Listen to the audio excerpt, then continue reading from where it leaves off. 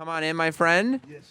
Welcome to the show. Nice to be here. Have a seat right there. You go. Rather be here than anywhere. Is that right? No. Is this because all these other jokes for shows around here just terrible? Yeah. Finally, you found a good one. There you go. How is everything? Yo, life is good, man. Life is good. Got a new Author? book we just dropped. Can you dig it? Author? I can dig Can you it. get the actor, I'll show the author, camera. martial artist, businessman, Is that what you've always wanted? pioneer? Have you a pioneer? Yes, I've done a lot of firsts. Necklace maker. A lot of firsts. What are you most proud of being a pioneer for? I feel like you're a pioneer, and don't take this the wrong way, for the trans community. It's become Yeah. such a big thing now. When Tu Wong Fu came out, that was a risky move for you, for you and Leguizamo and No, actually it wasn't. You It don't was think so? much fun. No. It was so much fun. And, we all had our prospective careers at that time. Right, that's why. And I had already done a character like that on Broadway. So I was already familiar with it. I had gotten over, the trauma of putting on the dress. Sure. And tucking and all of that kind of stuff. Did you tuck in that movie? Yeah, of course you got to. You got to. You What got kind of harness? You have to play the role, right? I had to tuck. It was much too abundant for me to just go loose. Yeah, I would hate to see. Yeah, I'd hate to see what Wesley Snipes had to He's tuck like- with, like back braces on back braces. Like, Yeah, we had to man, keep this it's thing constrained. A roll of It's duct tape. all about continuity. You know what I'm Right. saying? Yeah, Continuity. continuity. Right. Oh, See? Wordplay. Wordplay. Wordplay. Okay. So, did everybody tuck in that movie, or were you more method? I didn't check. I assume, but I don't really know. Right. That's probably the right answer there. What are you most proud of for being a pioneer for when we talk about being a pioneer? Just maybe being in the business, and doing the kind of work that we've done, the diversity of work that we've done. Yeah. I think that in and of itself has been an interesting milestone. Clearly what we've been able to accomplish early on with that whole Blade project. Hell Yes. yeah. That in of itself was, I love that was that. something people rolled up and had made toilet tissue and threw it on the wall and hope it stuck. Yeah, because people have to understand that, like, now making a superhero movie is like, of course you're going to make a superhero movie, but back then, Blade is not a no-brainer. Blade is another time where you'd say it's a risk, right? Yes. Companies would have absolutely. thought it was a risk to put that movie out. Yeah. At that time they did. Yeah. Yeah. And it becomes this massive franchise. Look at that. Yeah, look at that. Like Talon of God. Yes. And somehow that's so big it swallowed Stephen Dorff whole. So Talon of God is the book. Talon of God is the book. Did you always want to be a novelist? Not particularly, but when you're trained at a professional theater arts training school, you're kind of conditioned and taught how to be ambidextrous and do a lot of different things. So you not only perform, but you learn how to work the sets, you learn how to pull cable, you learn how to write your own one-man shows, you learn how to write scenes. Is So that it lays that foundation for you, is that because you're just so invested, or is it part survival mechanism? That's to graduate. You can't graduate if you don't do well at that. They'll kick you out of the school. But do you find yourself doing so many different things as a survival mechanism because show business is so No. flighty? I'm abundantly, infinitely creative. Yes. And I do a lot of different things because I'm trying to explore the boundaries of my creativity. And the book is another attempt at pushing those boundaries and seeing, can I do a high kick? Can I do a low kick? Can I Right. do a spin kick? Can I do this? And people want to believe too that this is not a good book. Like, people want to believe that you can't be good at everything.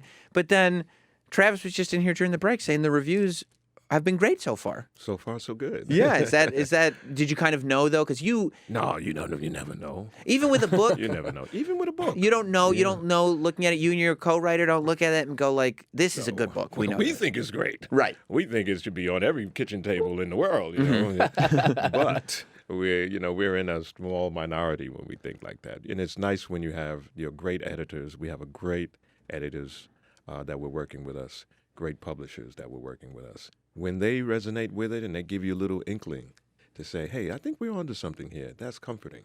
But Right. at the end of the day, at the end of the day, it depends on the fans and it depends on the readers. Well, and your name is on it. It's not representing the editors. It's like that's what's Right, interesting. right. Like from being a comic, I have immediate feedback, and I kind of know which way to go based on that. But for writing a book, you have the feedback of your editor and your friends and stuff like that. But you don't really know what it is or how it's being received until you release the thing. That's right. And it's already finished. You can't change it. That's Yeah. right. Yeah. That's right. And that's something, you. I've been in a couple of bad movies like that, too. If you really, really talk about it. It's like, what?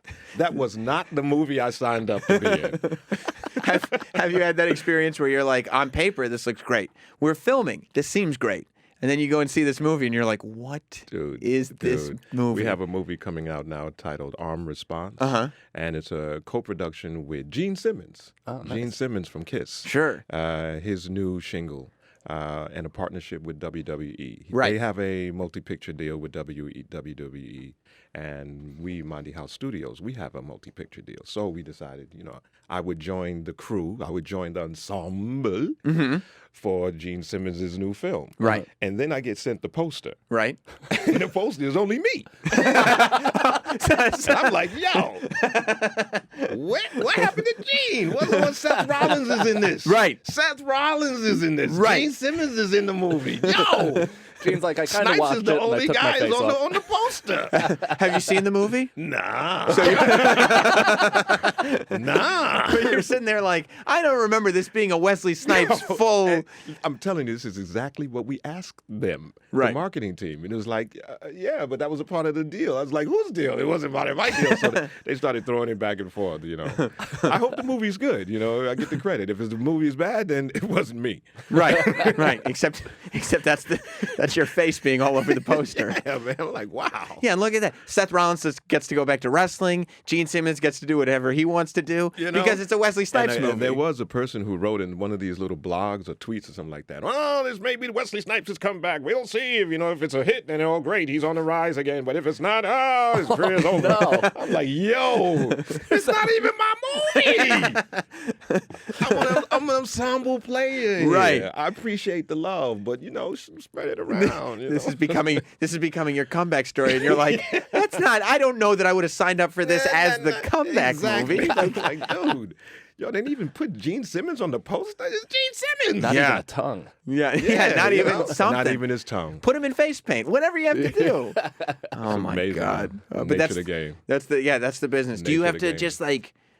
Do you get mad at that in the moment and then just brush it aside because you have to move on to the next thing? Yeah. It's part of the business. Yeah.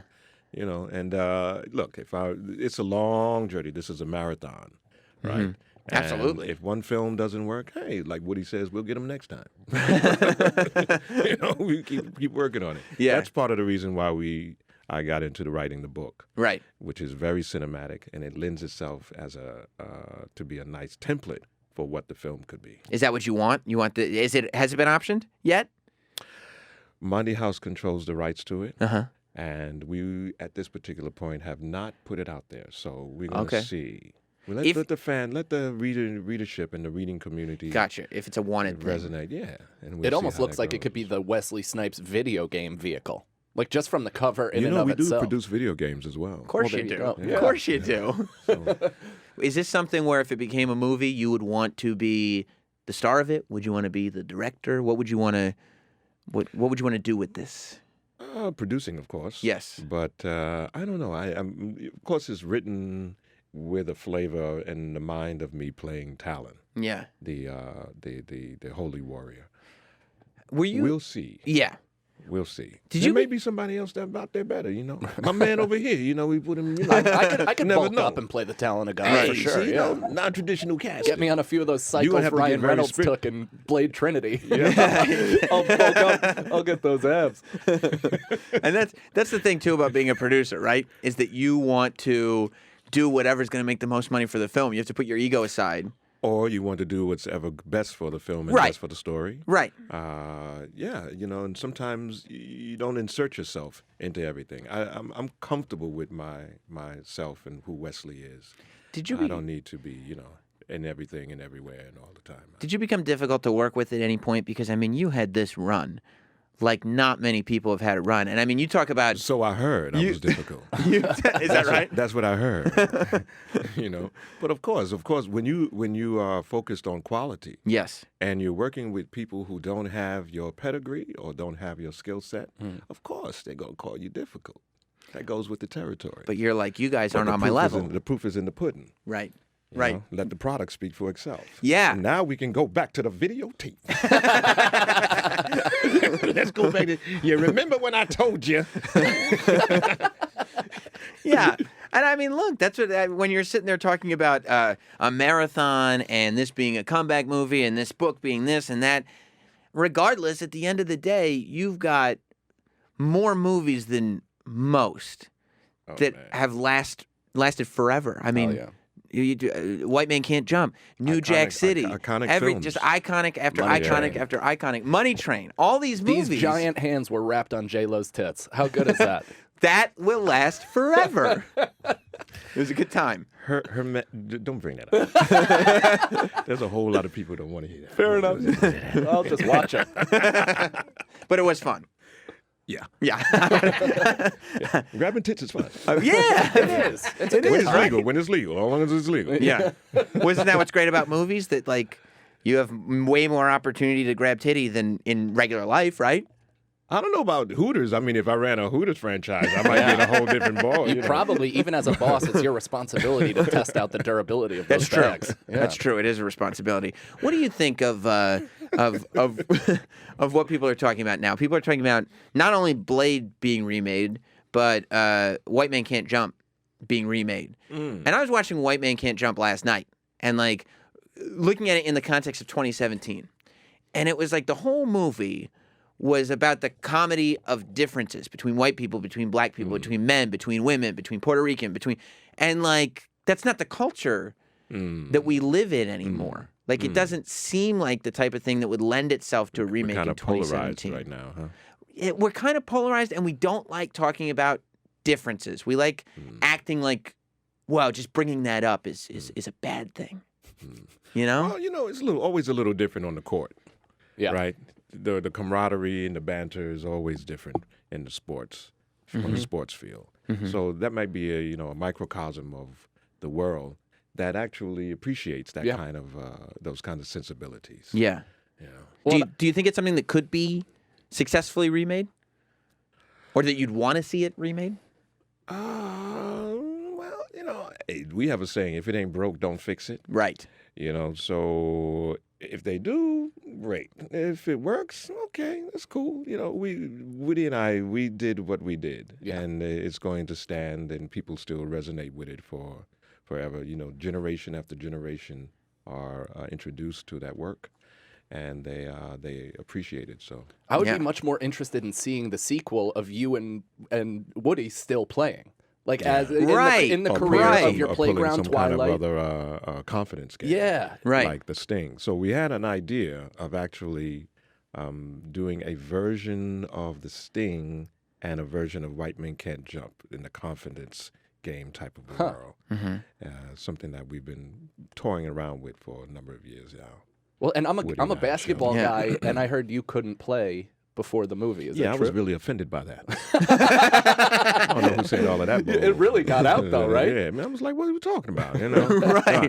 But at the time, I was a street baller. Yeah. But I had been focusing a lot more on the martial arts, so I didn't have the handle that I had when I was really playing ball in the Bronx on a day-to-day basis. And by the time we got to audition for the film, an audition in which they called in every actor in Hollywood. Wow. From the Brat Pack to the Rat Pack to Really? everybody auditioned. They did a 3-on-3 and they did a 4-on-4. Wow. Right? And on occasions they might do a full court. I went in and I auditioned. I didn't hit a shot. Everything I threw up was a straight brick. But I talked shit the whole time. So the producers was actually laughing about this. Like, man, you didn't hit a shot, but you talked a whole lot of shit. You're hired. Was there anybody on the auditioning there that like intimidated you? Like, I'm not going to get the role over this guy. all of the plays that was playing. All of them, right? That's why you had to I talk knew I had shit. Charlie Sheen, though. I wasn't worried about that. Rob Lowe and Charlie Sheen. Nah, I wasn't worried. Charlie Sheen smoking cigarettes in between points. Yeah. Can you believe all of them cats, they auditioned for that movie? That's incredible. Yeah, everybody in Hollywood, they auditioned, everybody. Wow. And we played basketball 24/7. 6 days a week we shot, and we played basketball when we got to work. We played basketball while we were working. We played basketball at lunch, and we played basketball after we wrapped. And you and Woody got along, obviously. Oh, yeah, to this day, we still get along. Can you imagine the torture that would have been if they'd cast it and it was just some douchebag that you didn't like? Like, how do you do it then? Very different movie. Right, I would think so. Very different movie. I think that scene where he's trying to get you in the zone and get you pissed off would have happened a lot easier. Was it how much of it was ad-libbed and how much of it was scripted? Because that's something we were talking about, that like so much of the shit talking, especially on your end, like there is so much shit coming out of your mouth at such a speed, but it's all like, God damn, did he say like you know what I mean? Like the stuff that Ron Sheldon, great friend, great director. He gave us a lot of leeway in that. He wanted it to feel like it does when you're playing street ball.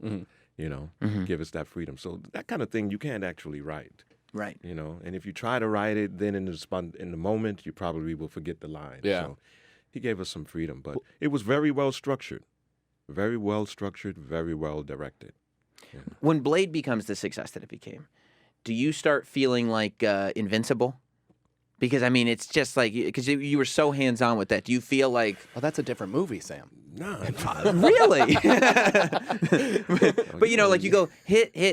You know, you're obviously you have this string of hits, but like you were so a part of that Blade franchise, and like you said, not everybody thought that this would be as successful as it was. Do you feel remember like at that time they didn't give me the credit for the contribution. It was presumed and assumed that there were other people who were behind the success or should be credited for the success of the film. And also, I didn't really know at that time how it was resonating with the world. That was still very unclear. Yeah, you don't have the Twitter feedback or anything No, of that we didn't nature. have Nothing any is of that. instant, so it has to get back to you after it goes Nada. across the country. Right, nada, Wow. nada. So Yeah. it just was kind of like, wow, this is resonating. I remember there was a moment when they did a screening of the film, and I think Bob Shea, who was the president of Lionsgate at the time, if my memory serves me right, he was sitting in the back, and someone overheard him saying, "Why do people like this?" The film is already made. He's like, "I don't get it. Why do people like this?" Good. It's good to have the support of the company. yeah, really? Still, Thanks, Bob. still, I'm taking shit for this. But it was successful, and that's the Yeah. that's the deal behind it. But that's the beauty of this situation here with Talon of God. We get to control it from the beginning to the end. We have a lot more say in how the film is going to be put together. When we get to it, by the grace of God, we will. And this particular book is we've planned it to be one of a trilogy. It's a standalone project now, or story now, with a closed end, but it also opens the door for the second and the third. So we have to see where the film fits in that time. Is it one film? Is time it three frame. films? Is it? Yeah. Do you do a film before you release the second book? Right. All of these kind of things, Right. To be If considered. R.R. Martin. This is the beauty of having some influence and control over your own creativity. Now you can work with, and design how it's going to roll out. You have like-minded people and individuals who are focused on the best strategy for the film or best strategy for the IP as a whole. At what point did you realize that control was that important? Because a lot of actors are just actors, right? They go in, they do their acting, they they leave. Oh my gosh! When I was doing a couple of films that I did in Europe, or a couple of films, and I would get accused, or the actor would be accused of the success or the failure of the film, which is kind of mind-boggling when you consider that filmmaking is so collaborative. Right. There's so many people involved. And the marketing team sometimes doesn't communicate with the production team, and the production team doesn't communicate with the director. So there's a lot of people, a lot of hands in the pot in making films. And you're like, if I'm going to get blamed for this, I need to take control of this. When the weekend box office numbers come out, it says, "Oh, Wesley Snipes' film was a flop this weekend. His career is over." And it's like, "Oh, Wesley Snipes' film is on the rise. He's all Yeah. Well, it's like the wow. quarterback getting the blame after his defense gives up 50 points. Right. It's the same Good thing. example. Yeah, you're the Right. head, you're the head, Good you're the face example. of it. How did your troubles with tax evasion were documented? How did I was never charged with tax evasion. what were you charged with? I don't want to. Well, we'll come back to that. You know, we will. There's going to be a time because you don't know the whole story. I'm quite sure, right? I'm sure not. Yeah, most people don't. Right. Right. There will be time. There's going to come a time we're going to have a very good conversation about it. But you might want to do your research, and that way you'll understand what really went down. You got screwed over a little bit. Well, it depends on who's asking.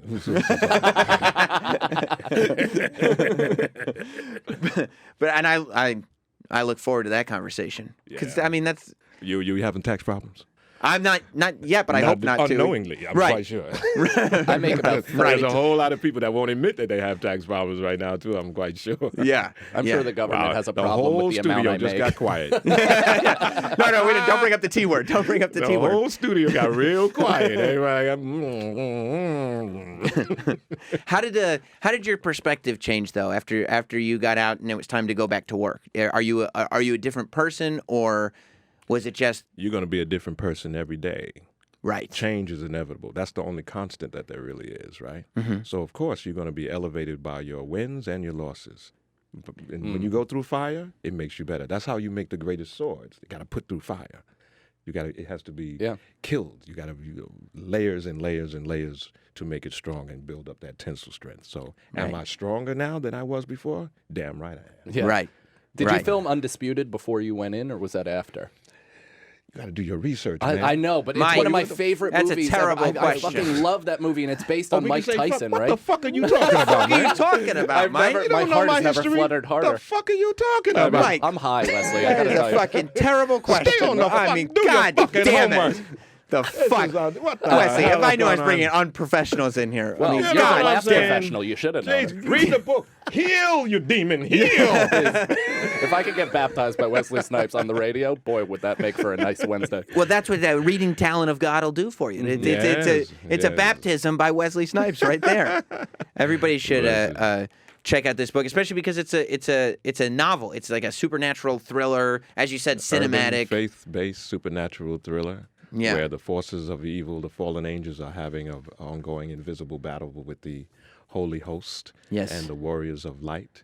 And a holy warrior is tasked with protecting a young woman who doesn't know that she's been chosen by the Almighty to carry the sword of truth, Wow. sword of justice. And So you we got book signings. action, we got drama, we got suspense, a little 48 hours in there. Why are you laughing? I don't know, I'm enjoying this. You are? Good.